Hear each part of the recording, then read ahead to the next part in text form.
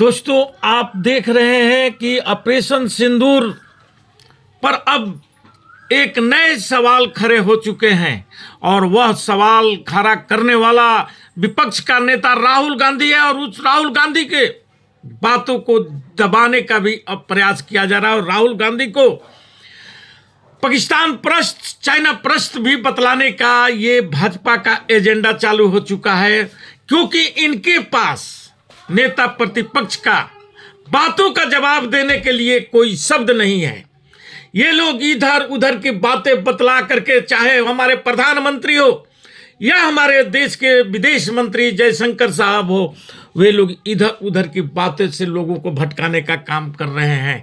आप देखे होंगे कि जिस ढंग से बीकानेर में जाकर के प्रधानमंत्री मोदी जी और वहां पर एक जनसभा में जो भाषण दे रहे हैं और बतला रहे हैं कि हमारे नसों में खून नहीं, गरम सिंदूर दौड़ रहा है, जो एकदम बिल्कुल सफेद झूठ बोलने का काम किए हैं। और इसी पर राहुल गांधी ने सवाल उठाया है कि मोदी जी, आपको सिर्फ मीडिया के सामने ही, मंचों पर ही क्यों आपका खून खोलता है? आपका यह खून पाकिस्तान, चीन और अमेरिका के सामने क्यों नहीं खोलता है? ये जो आप ऑपरेशन सिंदूर पर पूरा विपक्ष आपके साथ खड़ा था और सेना के बढ़ते हुए कदम को रोकने का जो काम किए, वह किस दबाव में किए हैं, इसका जवाब देश चाहता है। लेकिन आप लोग जो राहुल गांधी 2-3 सवाल किए हैं प्रधानमंत्री मोदी जी और 3 सवाल जयशंकर जी जो विदेश मंत्री हैं, और वो तीनों सवाल आज देश भी पूछना चाह रहा है। लेकिन आप देखते होंगे कि यह तमाम सवाल राहुल गांधी का पूरे दबाने का प्रयास किया जा रहा है। ना उसका कहीं टीवी में डिबेट देख रहे होंगे, नहीं कोई जो भाजपा का ही डिजिटल प्लेटफॉर्म है उस पर कहीं उसका जवाब देखा जा रहा है, क्योंकि ये लोग जान रहे हैं कि इस पर जवाब हम देंगे तो फंस जाएंगे। और ये लोग हमेशा इसी के लिए राहुल गांधी के बातों को तोड़ मरोड़ करके या उन्हें इन प्रकरण बदनाम करने का ये प्रयास करते हैं। और वही कुछ चक्र चालू हो चुका है। और उसका एक सबसे बड़ा बानगी हमारे झारखंड के सांसद निशिकांत दुबे जी का, जो कि अब प्रधानमंत्री उस बातों का जवाब नहीं दे रहे हैं, विदेश मंत्री जयशंकर जी जवाब नहीं दे रहे हैं, और निशिकांत दुबे को खड़ा कर दिया जाता है। और वह पीछे के 68 और की लड़ाई, 62 की लड़ाई, 71 की लड़ाइयों में खामियां खोज खोज करके और उस पर वे ट्वीट कर रहे हैं। जो लड़ता है उसी में कुछ खामी भी नजर आती है और उसी में खामी भी देखी जाती है। लेकिन आपने बिना लड़े हुए इस ताजा घटना में जो भारत पाकिस्तान टेंशन जो बना, उसमें जिस ढंग से भारत की छवि को, जो 1971 की लड़ाई के बाद से भारत की जो मजबूत छवि बनी थी, उसे भी ध्वस्त करने का काम कर दिया। आज पूरा देश भौचक है। और जिस ढंग से हमारा मीडिया उस समय 9 तारीख की रात को जो बतला रही थी कि हम कल लाहौर में नाश्ता करेंगे, हमारी सेना लाहौर में नाश्ता करेगी, और कुछ ही घंटों के बाद सीज फायर हो जाता है। वह किसके दबाव में होता है? पाकिस्तान अपना चौधराहट दिखा रहा है, चाइना अपना बाहुबली बनने का ताकत उसके जो मीडिया में, उसके बहुत से ऐसे सोशल प्लेटफॉर्मों पर ही आ रहा है, जिस ढंग से वह अपनी सैन्य ताकत को दिखला रहा है।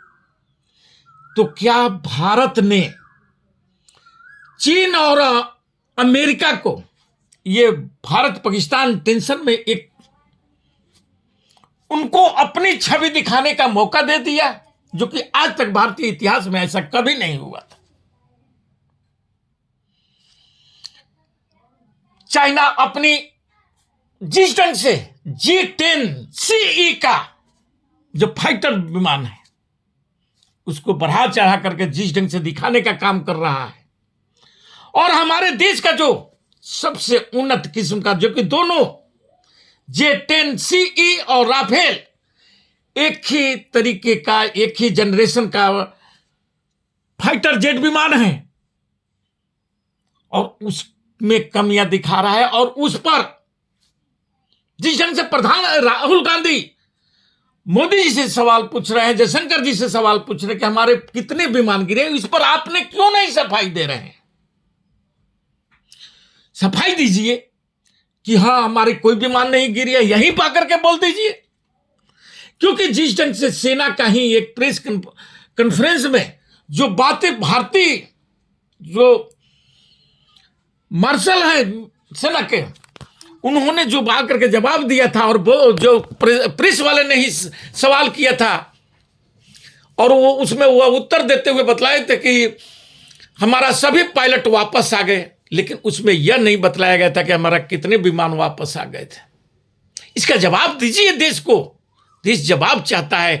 आप भाषण वीर हमेशा बनते हैं।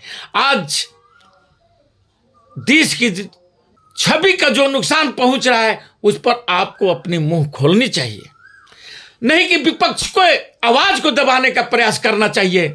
और जो लोग चाहे सोशल मीडिया पर आवाज उठा रहे हैं, सवाल कर रहे हैं, आपकी नाकामियों का सवाल कर रहे हैं, और सवाल तब अब उठ रहा है जब अब हमारी सेना अपने बैरक की ओर वापस लौट गई है। और इसका शुरुआत आपने ही भाषण से शुरू कर दिया, अपने चुनाव प्रचार शुरू कर दिया, तो विपक्ष क्या हाथ पर हाथ बांधे खड़ा रहेगा? सेना से सवाल न कभी विपक्ष किया न आम जनता करती है। सवाल हमेशा देश के उन जिनके हाथों में बागडोर होता है उनसे किया जाता है। और यदि वही पीछे हटने लगे जवाब देने से, तो देश को सोचने पर मजबूर होना पड़ रहा है कि क्या हमारे देश में लोकतंत्र है, जिसको कि आप लोग उसका धजिया उड़ा रहे हैं, संवैधानिक ढांचे का धजिया उड़ा रहे हैं।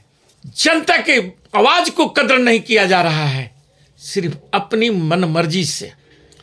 विपक्ष तो यहां तक सवाल उठा रहा है कि आप एक सांसद सत्र बुला लीजिए, क्योंकि यह हमारा इतिहास रहा है। 1962 की लड़ाई में भी यही आप ही के नेता और हमारे देश के पूर्व प्रधानमंत्री अटल बिहारी वाजपेयी जी और आरएसएस ने जब सवाल उठाया था और विशेष सत्र का मांग किया था 1962 के युद्ध में, तो विशेष सत्र आया था और उसमें सरकार की बहुत किरकिरी हुई थी और सरकार ने हर बातों का जवाब भी दिया था। लेकिन आप क्यों पीछे भाग रहे हैं? ना सर्वदलीय बैठक में आप बैठते हैं, जाकर के हीरो हीरोइनों के साथ फोटो शूट कराते हैं, या बिहार में जाकर के भाषणबाजी करते हैं और सर्वदलीय बैठक में उपस्थित नहीं होते हैं।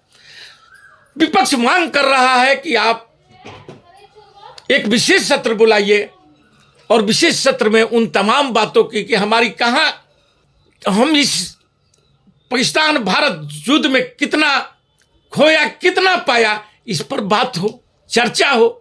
लेकिन आप इससे क्यों पीछे भाग रहे हैं? क्या कमजोरी है वह देश को बतलाइए। देश को जानने का हक है, क्योंकि इस देश के नव निर्माण में उन देशवासियों का जो टैक्स पेयर है, उनके खून पसीने से यह सींचा जाता है देश, और उनका हक है देश की अंदरूनी हालातों को जानने के बारे में, जिसको कि आपने विगत 11 साल से छिपाने का काम किया हो।